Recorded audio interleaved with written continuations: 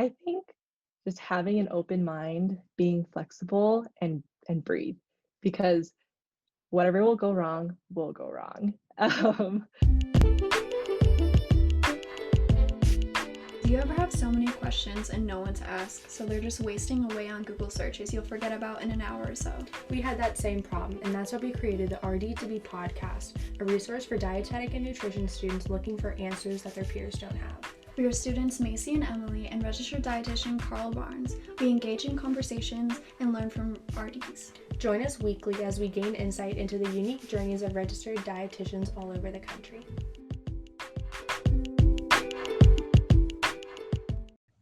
Welcome back to another week of the RD2BE podcast. I am registered dietitian Carl Barnes with you here. We bring you interviews from dietitians to RD2BE. So really giving that context and insight from people who've gone through the path, but are giving back, so you can hopefully learn something and be more prepared as you pursue becoming a registered dietitian. Very excited today. We have a friend and technically alumni, even though we were in different programs. Fanny Lee, she's a registered dietitian. We first met when I was finishing my undergrad, and she was getting her master's, and obviously she'll talk more on that path and all of that. But both down at San Diego State there for like a year of overlap, maybe two. But welcome, super excited to have you. I'll let you introduce yourself a little bit more. Yeah, thanks. I don't really have too much to add. I don't really have a traditional dietitian role, but yeah, ask away. Happy to talk about it. Okay, hi, I'm Cindy. I am an RD2BE at the University of Maryland. And my name's Macy, and I'm also an RD2BE at the University of Maryland. I just wanted to start off by asking you, why did you initially want to become a registered dietitian? And then you can follow that bit with like, what are your ultimate career goals right now? Yeah, good question. So I initially wanted to become a dietitian because my family had a restaurant when I was growing up.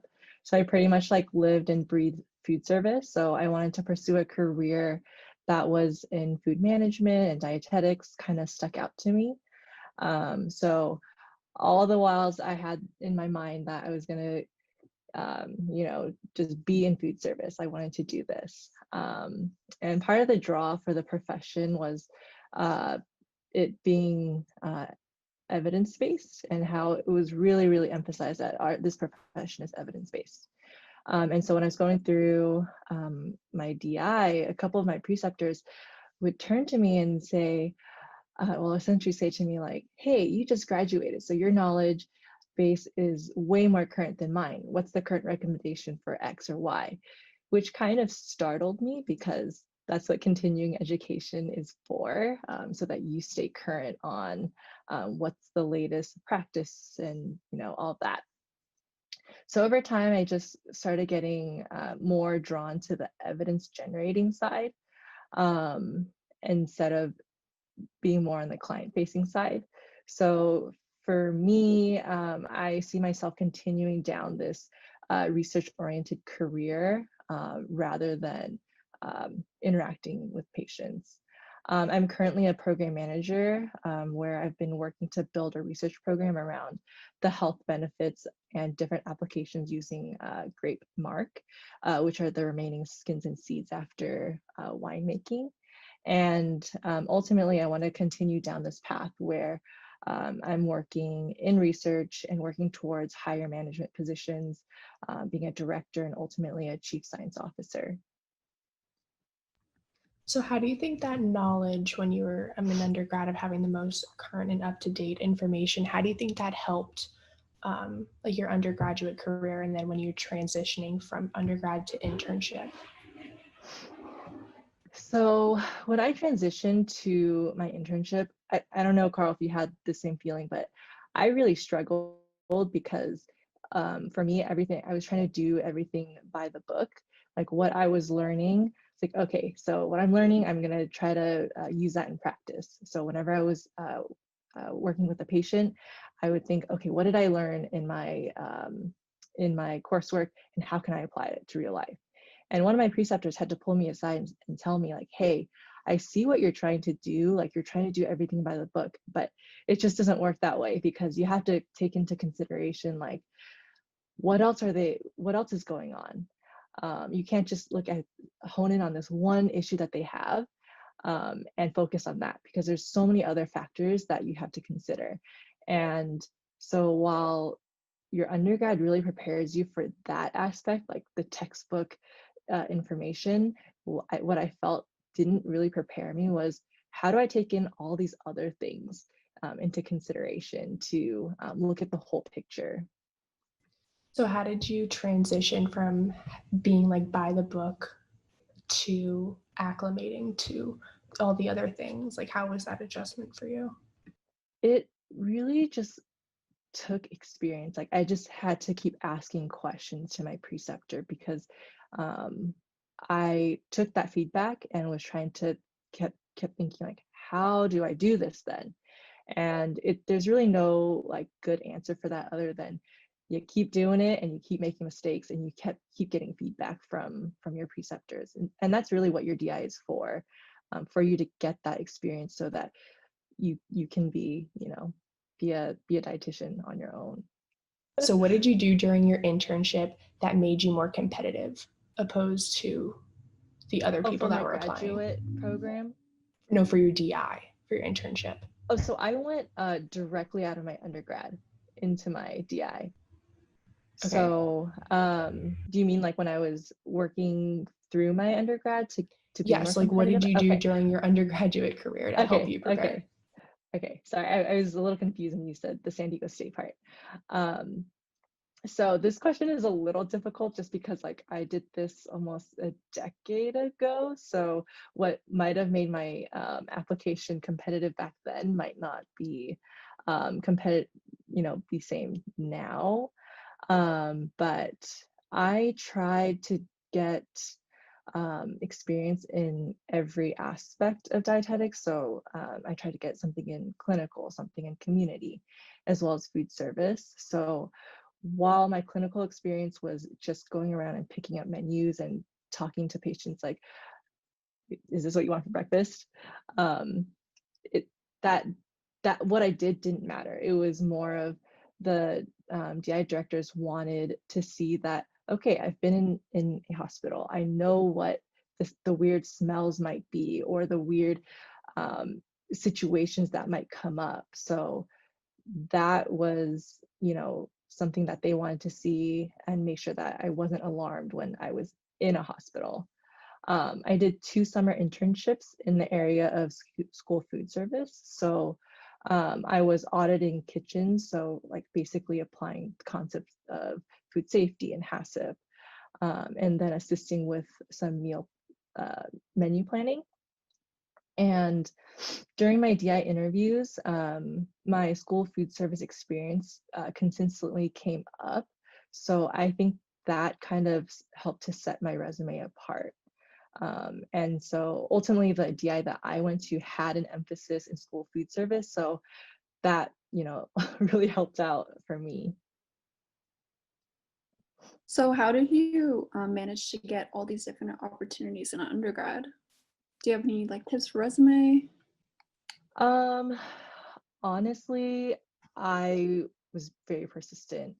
I always just asked my professors, like, hey, do you know of anyone who's looking for a volunteer? Or do you have any opportunities in your lab so I can get some experience in research? Or with the school food service thing, like, I knew I needed some kind of tangible experience that, me being in a restaurant might not be good enough.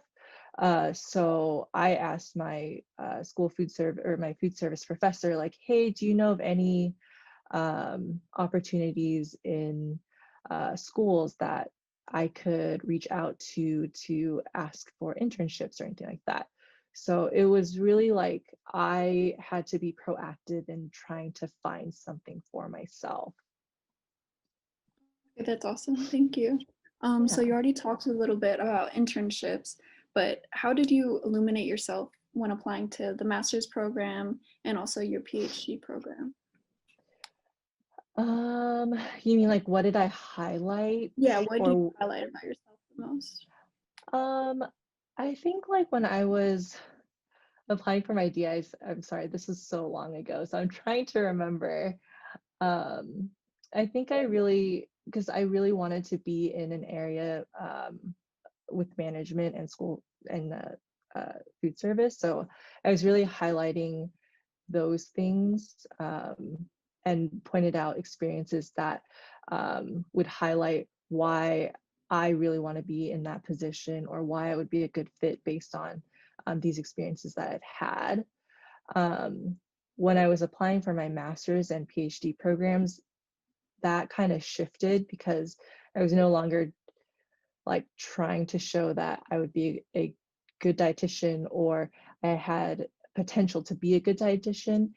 Then I had to really start to show like why I have potential to be a good scientist. So I would illuminate like different aspects of how and why I want to be in science and really highlighting what I've done in the past or what I want to do in the future and like ideas that I had for when I was in that position to be a researcher, what I wanted to study and stuff like that.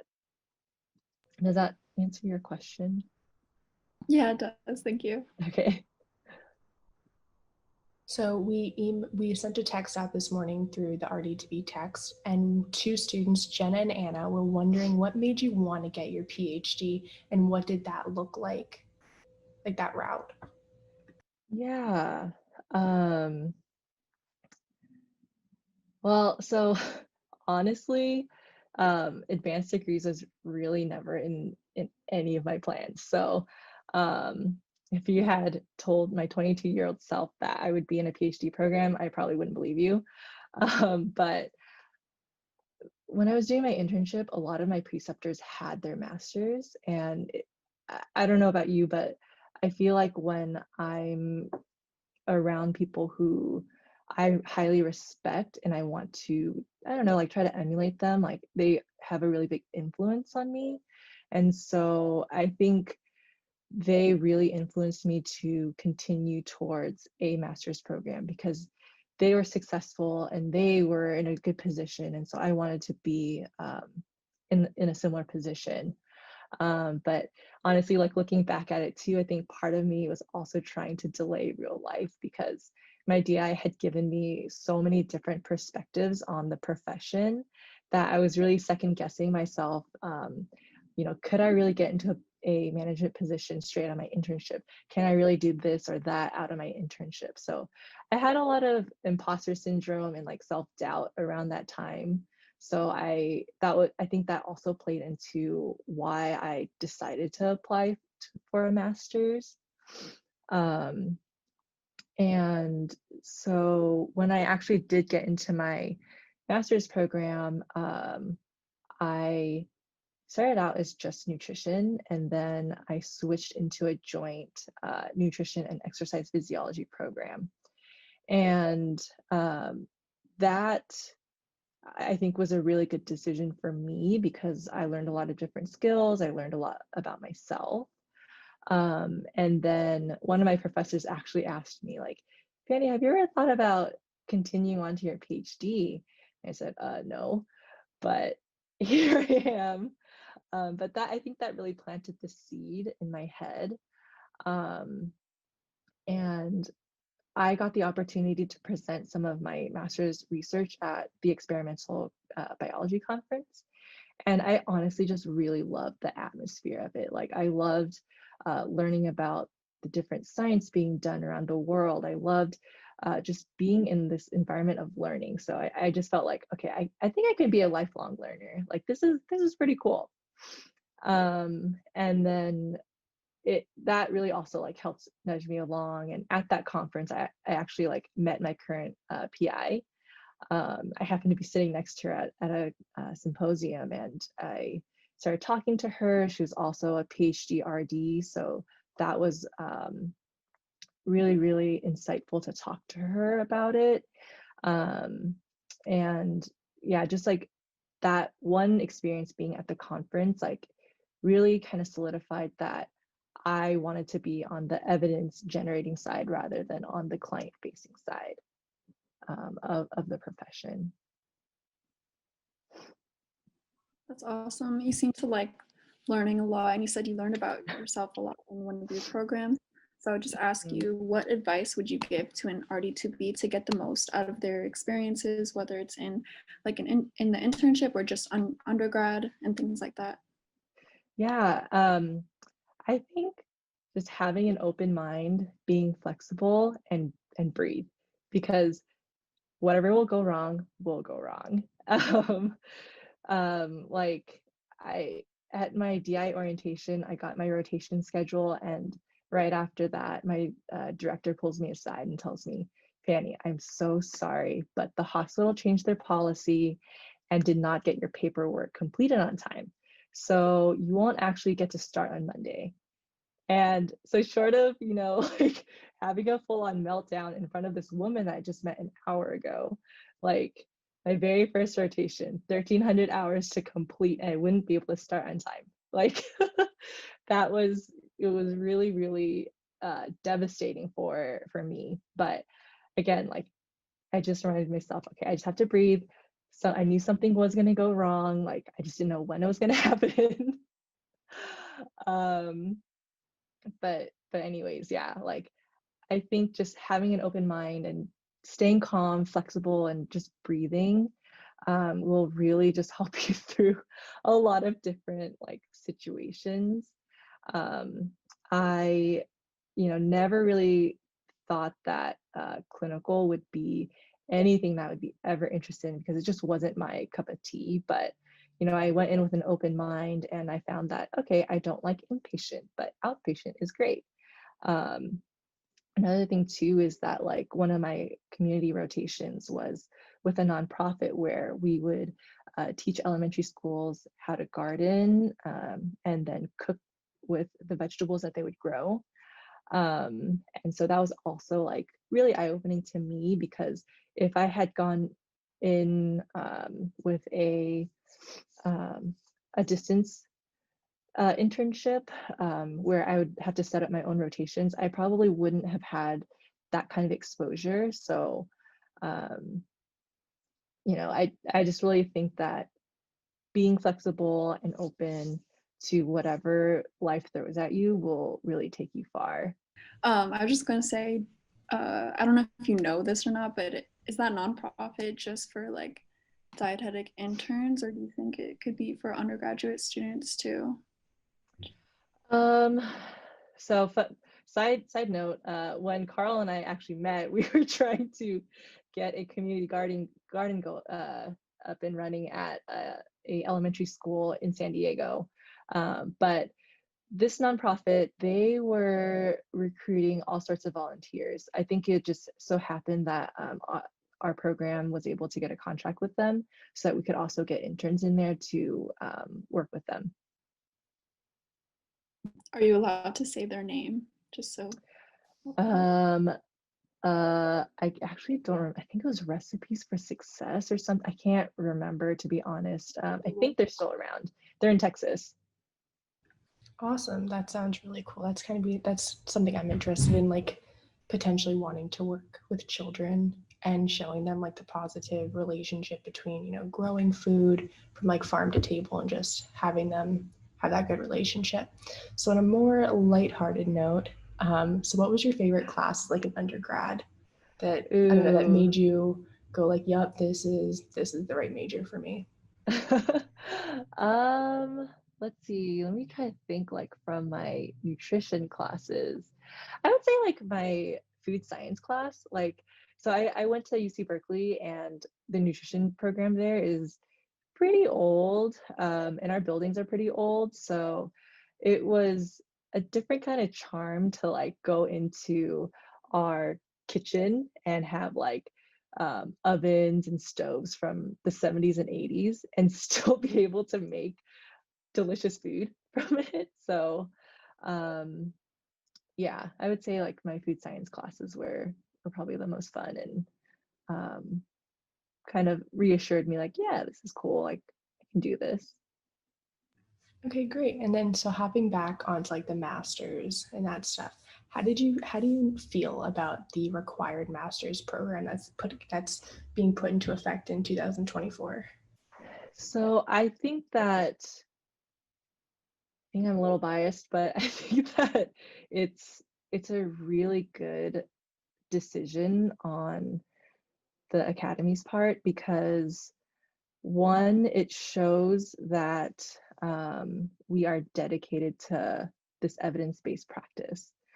Two, I don't know about you guys, but as an undergrad, I was taught how to read literature. I was taught how to do that stuff, but it went in one ear and out the other because as an undergrad, you're expected to learn and know so many things that you can't possibly know everything or retain everything.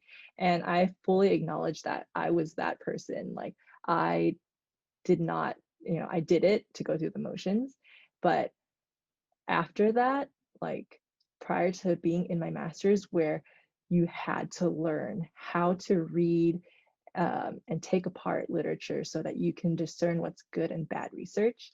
Like prior to that, didn't mean anything to me. And that is really important for a profession that is um, evidence-based, because if you can't read the evidence, are you evidence-based? So I also acknowledge that going into a higher degree program is not without its challenges. Like there's a financial burden, there's a time burden, like there's just so many things that comes along with it. I don't know how to address those other issues, but the concept in itself I think is a good idea because I've come across dietitians who um, don't turn to the literature, they turn to like the newspaper for the evidence, or the continuing education. You can pretty much choose whatever you want, and so it's not assuring to me, at least, that um, how it stands right now, the profession is as good as it should be or can be. So do you think it'd make more sense, in your opinion, to do like a master's in nutrition or like a master's in public health? What do you think would provide more opportunities for that research based, just or evidence based, for those that are contemplating getting their master's right now and they're between the two? Yeah, I think that at least like with the two options that you mentioned, like either nutrition or public health, I feel like that's the common debate, which one. Um, I think either one, because with nutrition, I feel like when I did my my master's in nutrition, I didn't learn anything new content wise, but I gained the skills of how to think in a different way. And I think you'll get the same thing if you do that with public health or another field. Um, and it's really like what you see yourself doing in the future. So if you want to go more in the public sector or more in community, then public health might be a better direction. But I think it also kind of forces you to think about, what do I want to do the next 5 years? Because just going into a master's without thinking about that might not be the greatest idea, because then um, you might have some regrets. So for those that are deciding between the master's program, so I'm only aware of the new masters of nutrition and masters of public health. So what other options could we potentially have from your experience? Well, I mean, like if you want to do, like if you're interested in physiology, there's no reason why you can't get a master's in physiology or another science. Or um, I've had friends who gotten like their MBAs.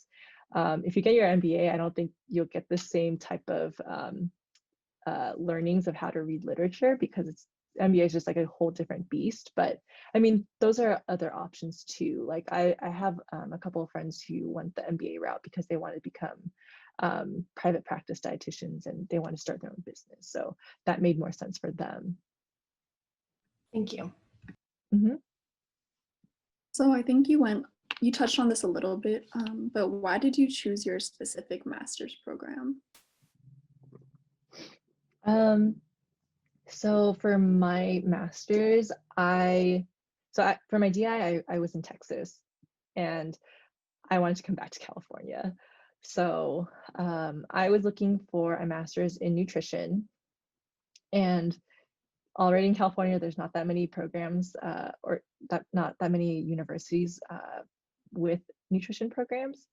But I also wanted a program that had courses or even a degree in exercise physiology. So my reasoning behind there was I wanted the option to learn more about physiology and exercise, because at that time I was a really avid runner. I'm still very active right now, just different sports, but those were my two main criteria. And again, honestly, like I was 22 and a lot was going on, and I might not have made the best decisions or had the best like criteria for myself at that time. Um, but they ended up fine. Like, it was great. So having those two criteria, I really had like two real choices. So I ended up at San Diego State.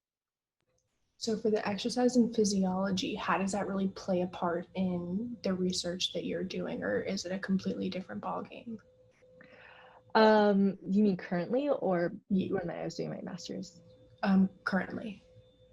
So right now I do a lot of research that involves physiology. So my lab is energy focused, so energy balance focused. So a lot of the stuff that we do is intertwined with physiology. So I do a lot of indirect calorimetry and all of that, which actually turned out to be really interesting because all the skills that I learned in my master's, like how to operate all the equipment, I use it currently in my lab, because for a long time we didn't have a physiologist, so we needed somebody who knew how to operate it, or at least understood the concept of how some of these things worked.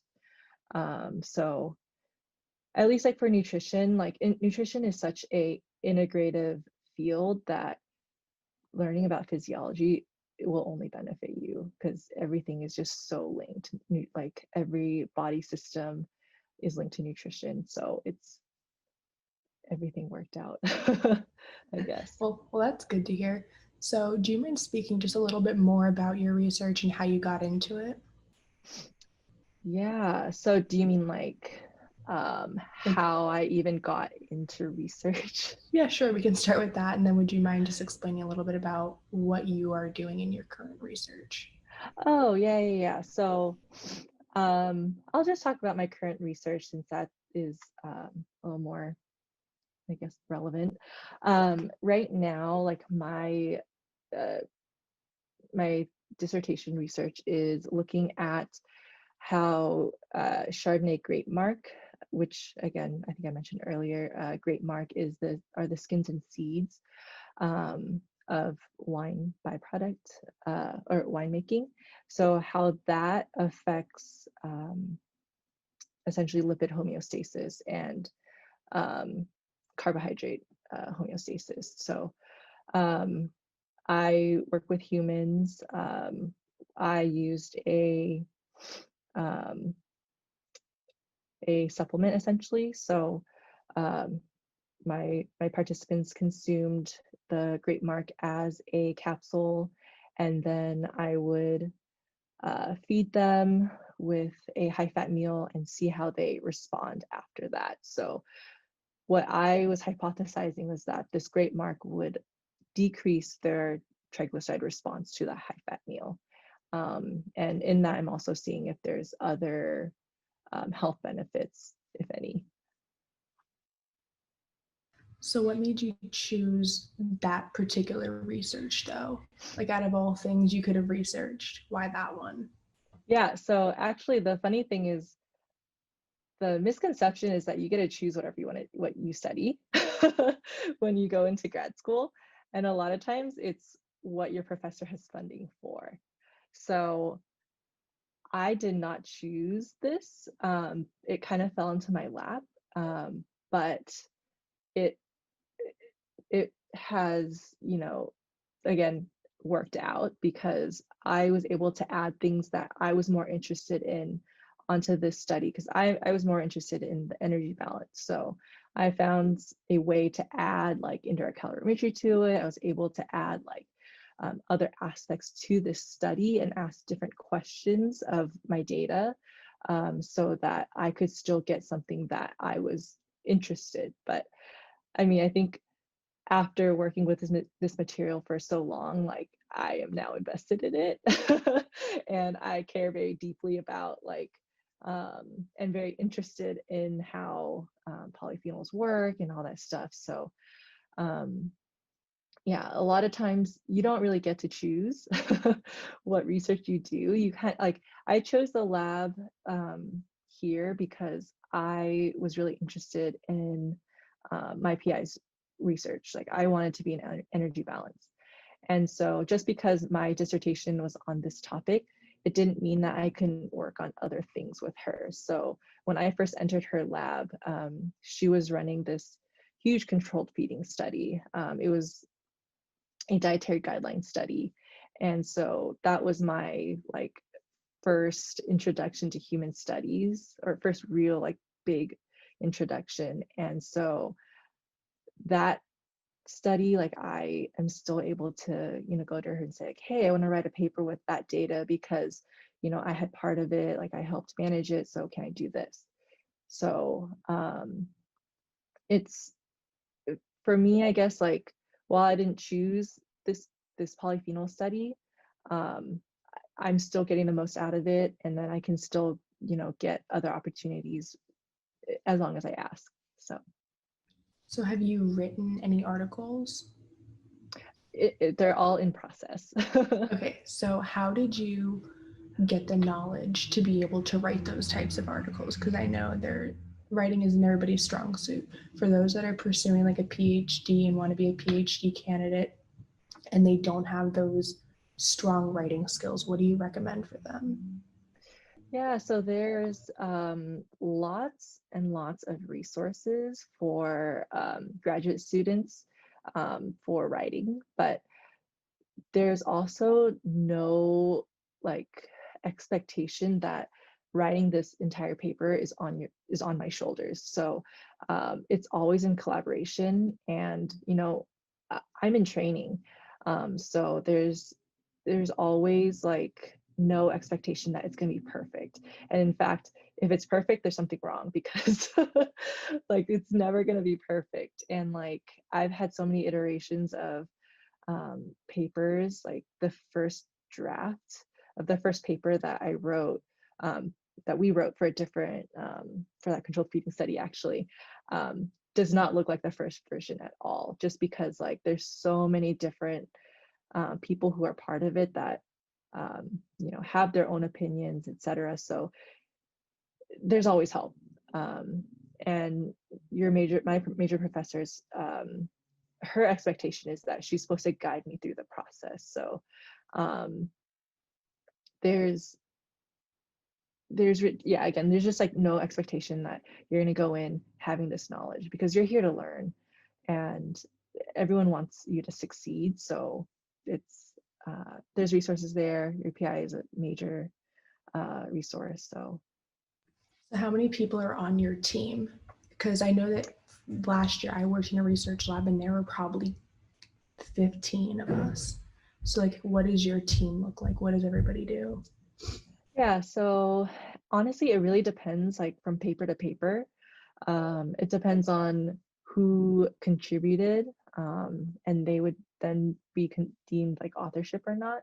In my lab alone, there's probably 5 of us, but we collaborate with so many other labs that it turns into a lot of people.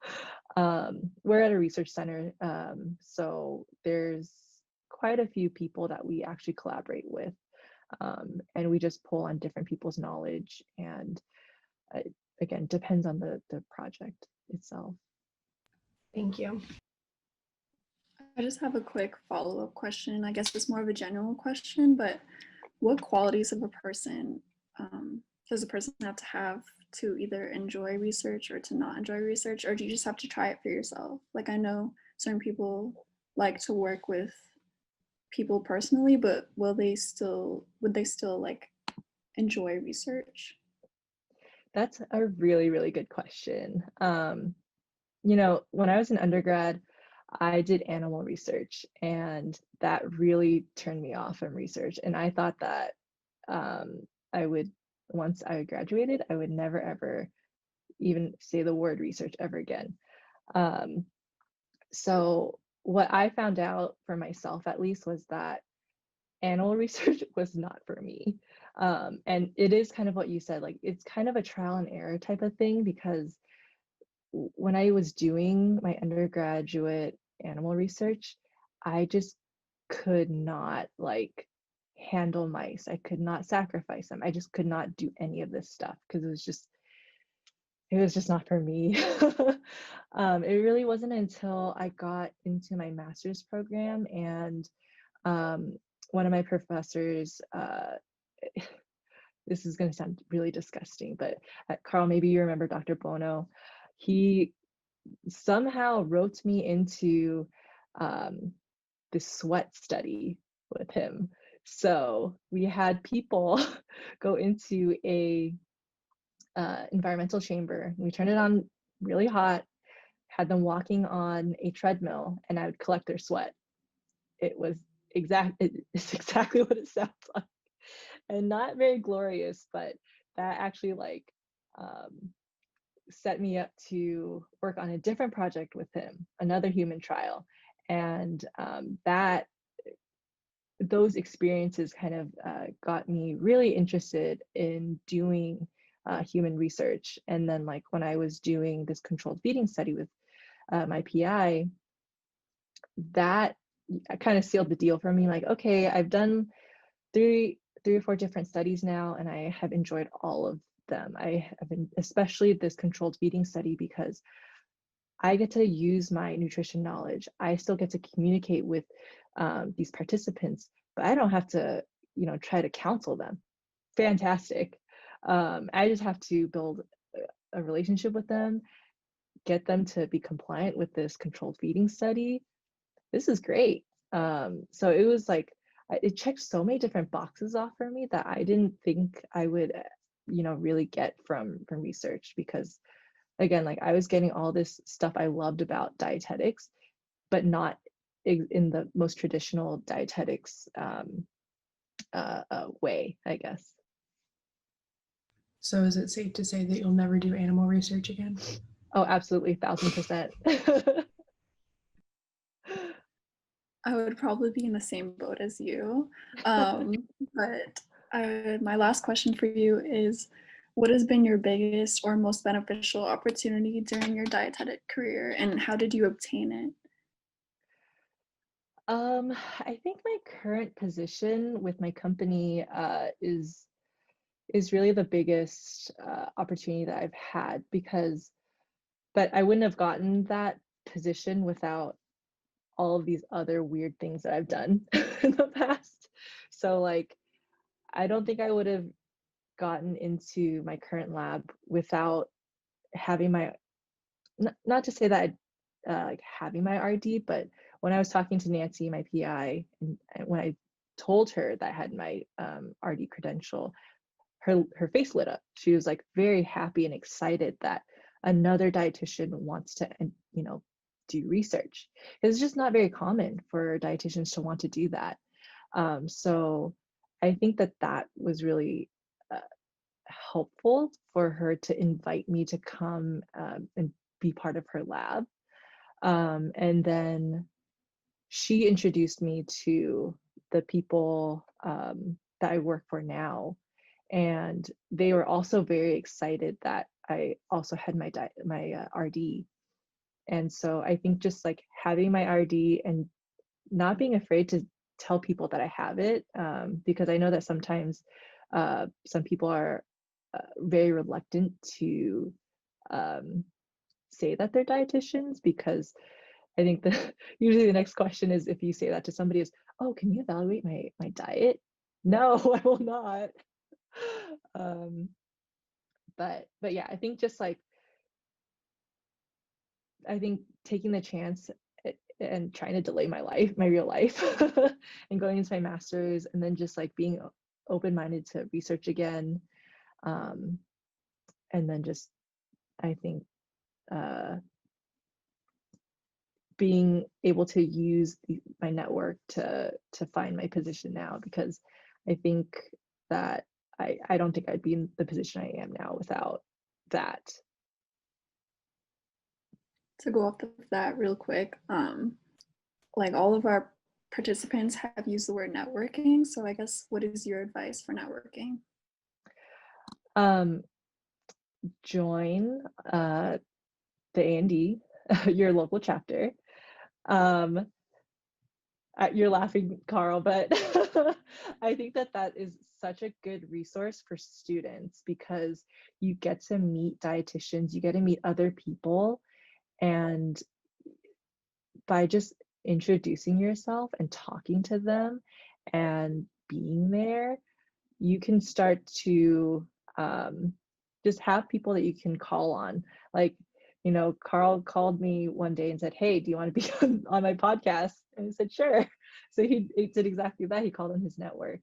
And I guess, like, to go back to another question that you had, one of the best advice that I had going into, like, applying for my internships and stuff too, was talking to the directors, and just showing that you're interested in their program, and also like showing up to these events, because you never know if you're going to meet like a director of a program, and you never know like who you'll meet. And if you just talk to them and you show them that you are a real person and you have a personality and you're more than just this student trying to get into a DI, then that shows a lot more than just like being only about business. So join your local A&D chapter, meet people, and not just in nutrition. I also recommend just like talking to different people outside the profession too, because you never know when they might have a connection to another person, or who they might know too. That's awesome. Thank you so much. Emily, do you have any other follow-up questions? No, I think you hit on it. I think you hit on everything. So yeah, thank you so much for taking time out and talking to us. We really appreciate it. Yeah. I appreciate you coming in, and I think you hit on some great stuff, like making the most of those experiences that you find yourself in. Especially that flexibility is that common theme that I think we'll continue to hit on this. And one of the reasons I wanted to do this podcast and continue to interview different dietitians is you hear this term of like traditional RD path and stuff like that. And I, from day one of, I don't know when, but somewhere around undergrad going into my master's DI, I quickly wrote off like that doesn't exist. There is no traditional path. And that's kind of what we're trying to show here, is there is no one way to do it. There's 1,000. And even within your own career path, like you were very good with that candid reflection of, I thought I wanted to do this, but you have these moments of I don't want to call them gut checks. Some people, they might be gut checks, but yeah, but I really appreciate you sharing all that. And I think it's some really good stuff for students out there to digest, and maybe even some dietitians to digest. Yeah, no, I appreciate you, Carl, because I think I said to you, like, I think I really need to start like living up to my word and giving back to the community. And I appreciate that you're holding me to that. Well, it's an honor to have you, and this stuff is you volunteering your time, so I'm always appreciative. The normal plug. So anyone listening in, each week we're recording these, putting out this great information. You can text in your questions. We have a text platform, 202-918-3818. I should have that number memorized by now. But it's a good way to be directly engaged with us. It's going to be the most up-to-date information and to stay engaged. And as always, follow us on any number of our platforms. The main central hub is RD2BE.com. So thanks again for being here, Fanny, and we'll see everyone on the next one. See ya.